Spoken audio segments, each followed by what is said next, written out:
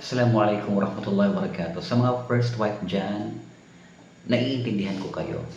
Masakit, hindi madali ang tanggapin na ang lalaking minamahal mo, pinakasalan mo, at binigyan mo ng pamilya ay may ibang pakakasalan. Pero ang tanong ko sa iyo, sister, gaano mo kamahal si Allah subhanahu wa ta'ala? Kasi kung mahal mo si Allah subhanahu wa ta'ala ng higit sa lahat, alam mong ang batas niya ay laging mas mataas kaysa sa damdamin mo. At ang ta'addud, batas yan ni Allah subhanahu wa ta'ala. Pero hindi ibig sabihin na wala kang karapatan sa nararamdaman mo. Oo, may sakit. Oo, may kirot. Pero ito ang mahalagang tanong. Anong gagawin mo sa sakit na yan? Magagalit ka ba sa asawa mo? Sisiraan mo ba siya? Hahayaan mo bang lamunin ka ng selos at galit? O gagamitin mo ang pagkakataong ito para mas lumapit kay Allah subhanahu wa ta'ala, mas lumakas bilang muslima, at mas maging matatag sa pananampalataya mo. Sa totoo lang, maraming unang asawa ang nagkakasala dahil sa emosyon. Sinasaktan ang pangalawang asawa o kaya ang bagong asawa sa salita o sa kilos.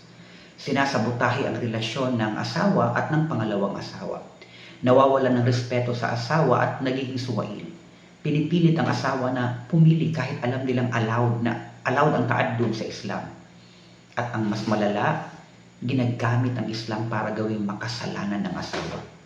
Pero ang tunay na mu'mina, hindi nagbibingi-bingihan sa batas ni Allah subhanahu wa ta'ala. So sister, ano ang dapat mong gawin bilang unang asawa? Una, huwag mong gawing mabigat ang pagsubok mo. Kung may ta'addud na, may pangalawang asawa na hindi mo na mababago yan, pero kaya mong baguhin ang reaksyon mo. Pangalawa, maging patas at makatarungan. May selos, oo, pero huwag mong hayaang maging dahilan yan para magkasala ka. Pangatlo, gamitin ang pagkakataong ito para palakasin ang iman mo. Ang dunya, lilipas lang. Ang sakit, mawawala. Pero ang gantimpala ni Allah para sa babaeng matiisin at matatag, walang kapantay. Kaya huli kong tanong, ano ang mas mahalaga? Ang relasyon mo sa asawa mo o ang relasyon mo kay Allah subhanahu wa ta'ala? Dahil kung mas mahalaga sa iyo si Allah, matututunan mong tanggapin at lampasan ang pagsubok na ito.